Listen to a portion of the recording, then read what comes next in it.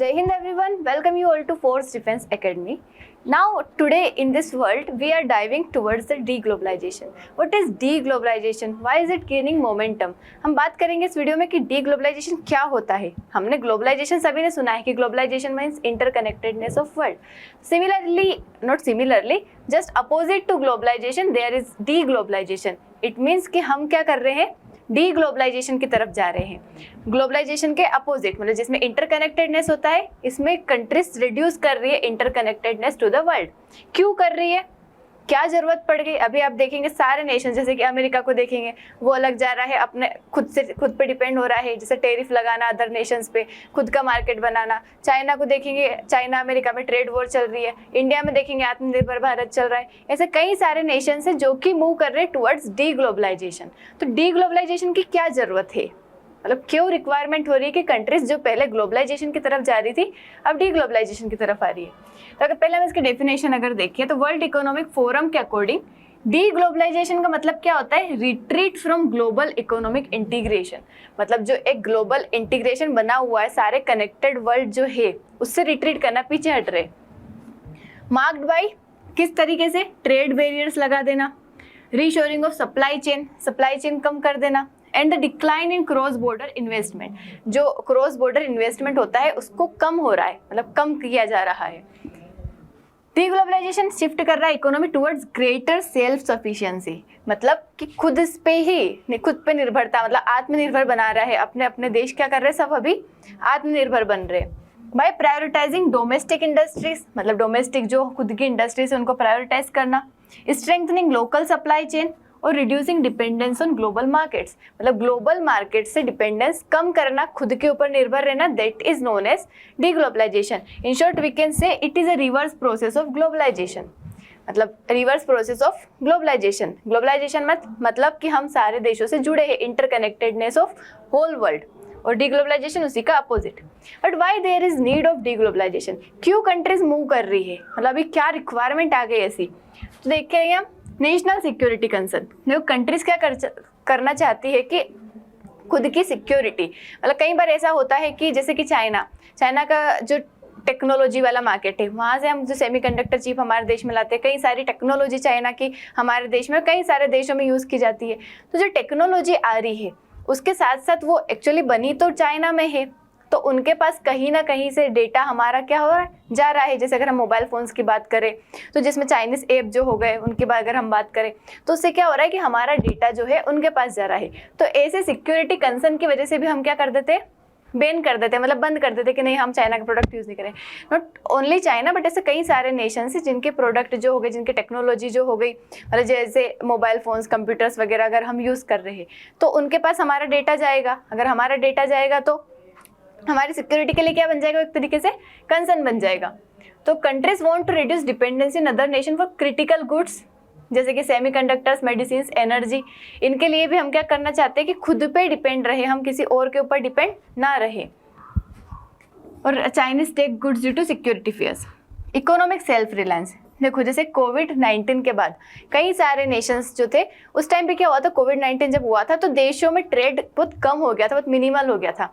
तो जो चीज़ें हम क्या करते थे, इंपोर्ट करते थे, उस टाइम पे हमारे यहाँ उसकी कमी आ गई. क्यों, ऑब्वियसली कमी आएगी से, क्योंकि सप्लाई चेन बंद हो गया है, दूसरे देश हमें सप्लाई कर नहीं रहे, हमारे देश में इंपोर्ट आ नहीं रहा है. तो हमारे मार्केट में क्या हो गया था, उनके प्राइसेस काफ़ी इंक्रीज हो गई थी और हमें काफ़ी ज़्यादा शॉर्टेज फेस करना पड़ा था. तो तब हमने सोचा कि हमें सेल्फ रिलायंस की तरफ जाना चाहिए, मतलब हमें अपने देश को आत्मनिर्भर बनाना चाहिए. उसी तरीके से कई देशों ने सोचा था कि हमें सेल्फ डिपेंडेंट बनना है, सेल्फ रिलायंट बनना है.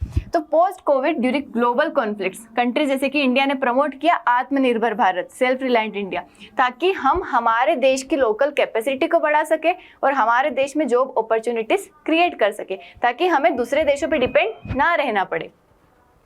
सप्लाई चेन डिसरप्शन जैसे कि कई बार ऐसे कॉन्फ्लिक्ट्स हो जाते हैं, जियोपॉलिटिकल टेंशंस क्रिएट हो जाते हैं, जिसकी वजह से सप्लाई जो होता है प्रोडक्ट्स का, गुड्स हो गया, सर्विसेज, जो भी मतलब किसी भी चीज़ों का अगर जो ट्रेड होता है, सप्लाई होता है, वो क्या हो जाता है, डिसरप्ट हो जाता है. जैसे कि रेड सी क्राइसिस हो गया था. तो रेड सी क्राइसिस में क्या हो गया था कि उस टाइम पे जो ऑयल के शिपमेंट्स आ रहे थे उन सबको बंद कर दिया गया था, मना कर दिया कि नहीं जाएंगे।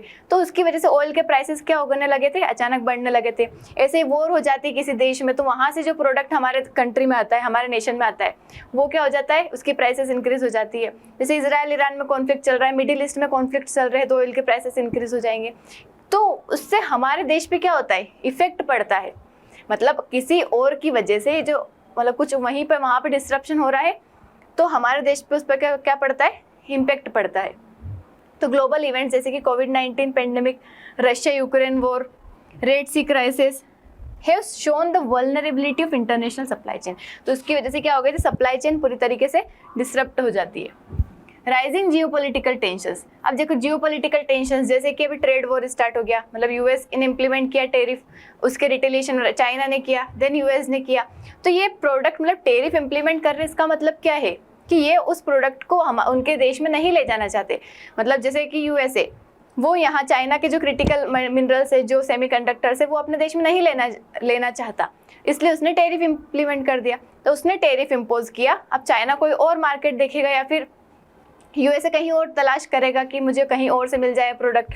तो उससे क्या होगा कि जो सप्लाई चेन है वो क्या हो जाएगी, पूरी तरीके से डिसरप्ट हो जाएगी, सप्लाई चेन डिसरप्ट हो जाएगी और जियोपॉलिटिकल टेंशंस क्रिएट होंगे। ट्रेड वॉर जैसे कि US China trade war, sanctions have led nations to reconsider over dependence on hostile countries. मतलब किसी भी देश की ओवर डिपेंडेंस एक तरीके से घातक हो सकती है, मतलब हमारे लिए खराब हो सकती है। प्रोटेक्शन ऑफ डोमेस्टिक इंडस्ट्रीज, देखो और क्यों डिग्लोबलाइजेशन की तरफ जा रहे हैं कि हमारे देश की मतलब डोमेस्टिक इंडस्ट्रीज को प्रोटेक्ट करना चाहते हैं। प्रोटेक्ट कैसे करना चाहते कि लोकल इंडस्ट्रीज जो है, देखिए क्या होगा कि हमारे देश जैसे फॉर एग्जांपल हमारे देश में कोई प्रोडक्ट बन रहा है, ठीक है, उसकी प्राइस मानो 100 रुपये है, वहीं दूसरे देश से जो इंपोर्ट कर रहे थे हम उसकी प्राइस 80 रुपीज़ है, तो खरीदेगा कौन सा प्रोडक्ट, 80 रुपीज़ वाला। तो उससे क्या होगा कि हमारे यहाँ की जो डोमेस्टिक इंडस्ट्री जिसमें 100 रुपये का प्रोडक्ट बन रहा था उसको कोई नहीं खरीदेगा, तो हमारे यहाँ की इंडस्ट्री ग्रो नहीं कर पाएगी। इसीलिए हमारे देश की इंडस्ट्री को प्रोटेक्ट करने के लिए, means to protect the local industry, domestic industries, हम कहाँ मूव कर रहे हैं, डीग्लोबलाइजेशन की तरफ, कि हम इम्पोर्ट ना करें, हमारे यहाँ की इंडस्ट्रीज को बढ़ाएं ज़्यादा से ज़्यादा। जैसे यूके ने भी ब्रेक्जिट किया था, मतलब यूरोपियन यूनियन के ग्रुप में जो यूनाइटेड किंगडम था उसने क्या किया था, वहाँ से एग्जिट किया था। वैसे यूएस का इन्फ्लेशन रिडक्शन एक्ट है, इंडिया का पीएलआई स्कीम, इंडिया भी क्या कर रहा है, प्रोडक्शन लिंक इंसेंटिव के थ्रू क्या कर रहा है कि हमारे देश में प्रोडक्ट्स को बनाओ, हमारे देश में मैन्युफैक्चरिंग करो, ताकि हमें दूसरे देशों पे डिपेंडेंट ना होना पड़े, क्योंकि हम दूसरों के ऊपर डिपेंडेंट रहेंगे वही वहाँ का प्रोडक्ट हम यूज़ करेंगे, हमारी इंडस्ट्रीज बढ़ नहीं पाएगी। That's why we are moving towards डीग्लोबलाइजेशन।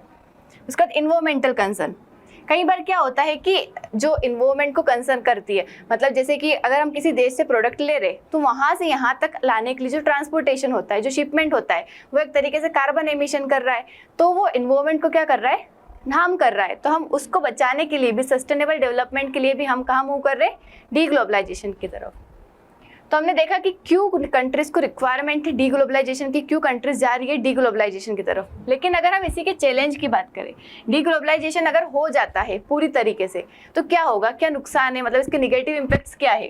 कि पहला क्या है, हायर कॉस्ट फॉर कंज्यूमर, ठीक है, जो प्रोडक्ट हमारे देश में सस्ता, मतलब दूसरे देश से हमें आसानी से मिल रहा था, जैसे अभी मैंने एग्जांपल दिया था कि वो 80 रुपीज़ में मिल रहा था, अब हमने तो बंद कर दिया उनसे लेना, तो जो वहाँ के हमारे कंज्यूमर्स है उनको 100 रुपीज़ वाला प्रोडक्ट लेना पड़ेगा। मतलब उनके लिए क्या हो गया, प्रोडक्ट की प्राइस हाई हो गई, मतलब कंज्यूमर्स को क्या खरीदना पड़ेगा, महंगा प्रोडक्ट खरीदना पड़ेगा अगर हम ग्लोबलाइजेशन नहीं रखेंगे। Local goods are often more expensive than imported one due to higher labor and production cost.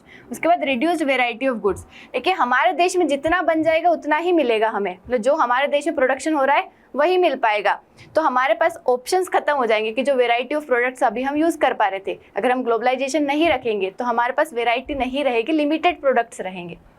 Then slower technological exchange, को अभी क्या होता था, अगर ग्लोबलाइजेशन है तो दूसरे देश ने अगर कोई टेक्नोलॉजी बनाई है, कोई नया मतलब कोई रिसर्च डेवलपमेंट किया है, तो उससे क्या होता है कि टेक्नोलॉजिकल एक्सचेंज होता है अगर हम दूसरे देशों से जुड़े रहते हैं। लेकिन अभी क्या होगा कि जो टेक्नोलॉजिकल एक्सचेंज होता था वो नहीं होगा अगर डीग्लोबलाइजेशन हो जाता है। उसी के साथ रिटेलिएटरी ट्रेड पॉलिसीज, देखो, अगर कोई एक कंट्री अपने देश के मतलब डोमेस्टिक इंडस्ट्री को बचाने के लिए मान लो टैरिफ इम्पोज करती है, तो दूसरे नेशन को क्या लगेगा कि मेरे देश के प्रोडक्ट को इसने बंद कर दिया, वो भी इन रिटेलिएशन करेगा। जैसे यूएस और चाइना में हुआ, यूएस ने टैरिफ लगाया, इन रिटेलिएशन चाइना ने टैरिफ लगाया, फिर यूएस ने लगाया।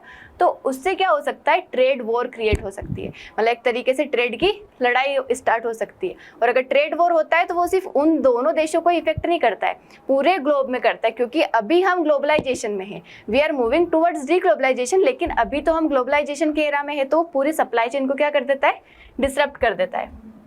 उसके बाद इकोनॉमिक स्लो डाउन।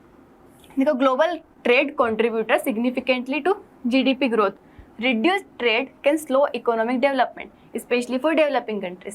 देखो, डी ग्लोबलाइजेशन की वजह से जो हमारे ग्रो हो रहा है, हमारा देश की इकोनॉमी जो ग्रो कर रही है, लेकिन 1991 के पहले हमारे ग्लोबलाइजेशन नहीं था, तब हमारी इकोनॉमी भी इतनी ग्रो नहीं करी। लेकिन आफ्टर 1991 जब एलपीजी रिफॉर्म्स आते हैं, जिसमें ग्लोबलाइजेशन हमारे देश में आता है, उसके बाद हमारी इकोनॉमी धीरे धीरे ग्रो करना स्टार्ट करती है, तभी आज के टाइम पे हम 4th लार्जेस्ट इकोनॉमी बन पाए हैं।